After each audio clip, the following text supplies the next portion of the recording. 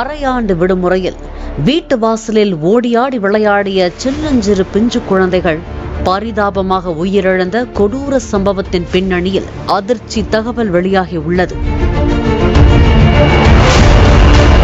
இதுபோன்ற உயிரிழப்புகள் ஏற்படாமல் இருக்க என்ன செய்ய வேண்டும்?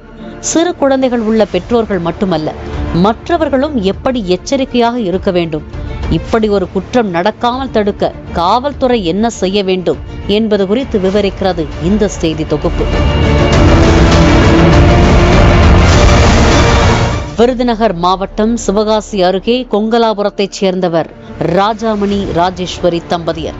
சிவகாசி அனைத்து மகளிர் காவல் நிலையத்தில் காவலராக பணியாற்றி வரும் ராஜேஸ்வரிக்கு 11 வயதில் ஒரு மகனும் 9 வயதில் கமலிகா என்ற மகளும் இருந்தனர்.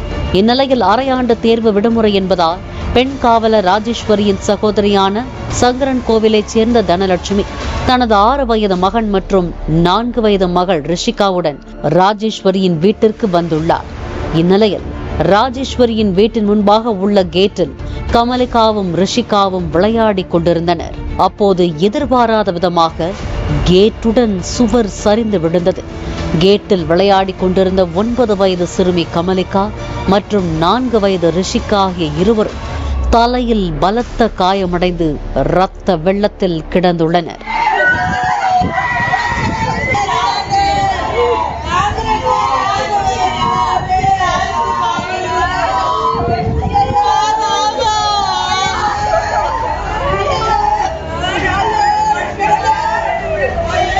இதையடுத்து உறவினர்கள் உடனடியாக பேருந்து நிலையம் அருகே உள்ள தனியார் மருத்துவமனையில் சிகிச்சைக்காக அனுமதித்தனர். பின்னர் மேல் சிகிச்சைக்காக சிவகாசி அரசு மருத்துவமனைக்கு கொண்டு சென்ற நிலையில் வழியிலேயே 2 சிறுமிகளும் பரிதாபமாக உயிரிழந்தனர்.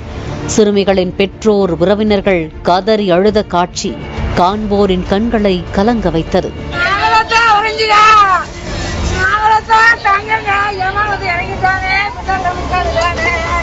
இந்த சோக சம்பவம் தொடர்பாக சிவகாசி நகர் காவல் நிலைய போலீசார் வழக்கு பதிவு செய்து விசாரணை நடத்தி வருகின்றனர். விசாரணையில் அதிர்ச்சி தகவல் ஒன்று வெளியாகி உள்ளது. பில்லர் சரிந்து விழுந்து உயிரிழந்த சம்பவம் அரசின் விதிமுறையை பின்பற்றாமல் தவறான முறையில் பில்லர் அமைத்ததே 2 உயிர் பறிபோக காரணம் என பகீர் குற்றச்சாட்டு எழுந்துள்ளது. 4 ஆண்டுகளுக்கு முன்பு பொறியாளர் வைத்து கட்டப்பட்ட வீட்டின் கேட் சுவர் இடிந்து விழுந்தது கட்டுமானத்தின் மீதான தரத்தை கேள்விக்குறியாக்கி உள்ளது. சுமார் 200 கிலோ எடை கொண்ட இரும்பு கேட்டின் பாரத்தை தாங்கும் வகையில் அரசின் உரிய வழிகாட்டு நெறிமுறைகளை பின்பற்றாமல் தரைத்தளத்திலிருந்து கட்டுமான கம்பி அமைக்காமல் செங்கல் கட்டுமானத்தை கொண்டு பெயரளவிற்கு பில்லர் அமைத்ததே இந்த கோர சம்பவத்திற்கு காரணம் என குற்றம் சாட்டுகிறார் கட்டிட பொறியாளர் சதீஷ் கண்ணன். காம்பவுண்ட் வால் கீழே இருந்து அந்த பில்லர் மாதிரி போட்டு நீங்க மேலே கொண்டு வந்தீங்கன்னா டிசைன் படி போட்டீங்கன்னா அந்த காம்பவுண்ட் வால் எதுவுமே உழாது. அதே நீங்க தனியா இந்த மாதிரி தனி தரையில போடும் போது ஒரு செங்கல் பில்லர் மாதிரி வச்சு போடுறாங்க. அதை நீங்க அந்த வீடியோ பாத்தீங்கன்னா தெரியும். செங்கல் பில்லர் இருக்கிறனால உள்ள மேல கம்பி கட்டி அப்படியே கவுந்துருச்சு. இந்த மாதிரி நீங்க இது நடக்காம தவிர்க்கணும்னா நீங்க ஆஸ் பர் ஸ்ட்ரக்சரல் டிசைன் படியும் நீங்க கம்பி ப்ராப்பரா போட்டிருக்காங்களா, அந்த இன்ஜினியர் எத்தனை வருஷம் அவங்க பாக்குறாங்க அப்படின்றதையும் பார்த்துக்கணும். இது மாதிரி அசம்பாவிதங்களை தவிர்க்கணும்னா ப்ராப்பரான ஒரு ஸ்ட்ரக்சரல் இன்ஜினியர்கிட்ட நீங்க வீடு கட்டுறதுக்கு முன்னாடி ப்ராப்பரான ஸ்ட்ரக்சரல் டிசைன் வாங்கி நீங்க செயல்படுங்க. வழக்கமாக இது போன்ற அதிக பாரம் கொண்ட இரும்பு கேட்டுகளை கட்டுமான கம்பியால் கட்டமைக்கப்பட்ட காங்கிரீட் பில்லர்களில் மட்டுமே பொருத்த வேண்டும் எனவும் தெரிவித்துள்ள அவர், வீடு கட்டுபவர்கள் கட்டுமானத்திற்கு முன்பாக வீட்டின் டிசைன்களையும் அது எவ்வாறு கட்டமைக்கப்படுகிறது என்பதையும் முன்னதாகவே முழுமையாக அறிந்து கொள்ள வேண்டியதன் அவசியத்தை இதுபோன்ற சம்பவம் உணர்த்துவதாகவும் தெரிவித்துள்ளார். அப்படியே ஒரு செங்கல் மாதிரி சுத்தி ஒரு கட்டி அதுல கம்பி கட்டி காங்கிரீட் போட்டாங்க.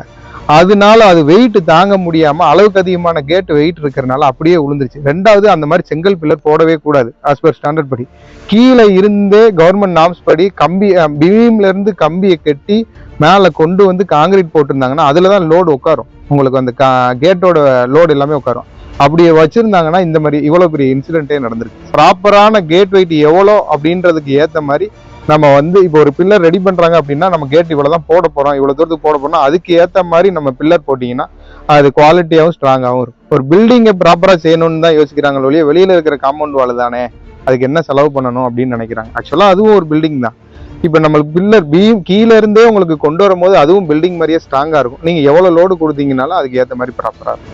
இதுபோன்ற அலட்சிய போக்குடன் அரசின் விதியை மீறி தரமற்ற முறையில் கட்டுமானம் கட்டி அதன் மூலம் உயிரிழப்பு ஏற்பட்டது காவல்துறை விசாரணையில் தெரிய வந்தால் குற்றவாளிக்கு 304 இந்திய சட்டப்படி அஜாக்கிரதையாக செயல்பட்டு மரணம் ஏற்படுத்திய குற்றத்திற்கு 2 ஆண்டுகள் சிறை தண்டனை கிடைக்கும் எனவும் இழப்பீடு கோரி வழக்கு தொடரலாம் எனவும் கூறும் சட்ட வல்லுநர்கள், கட்டுமானம் தரமற்ற முறையில் கட்டி மோசடி செய்தால் நுகர்வோர் நீதிமன்றத்தில் புகார் அளித்து அதற்கு தேவையான இழப்பீட்டையும் பெறலாம் என்கிறார்கள்.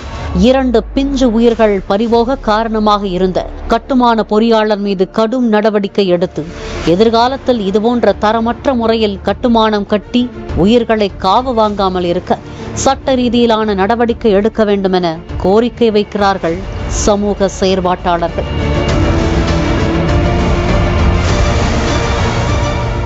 பிளே ஸ்டோர் மற்றும் ஆப் ஸ்டோரில் இருந்து பாலிமர் செயலியை QR கோடு மூலம் பதிவிறக்கம் செய்யுங்கள். செய்திகளை உடனுக்குடன் பெறுங்கள்.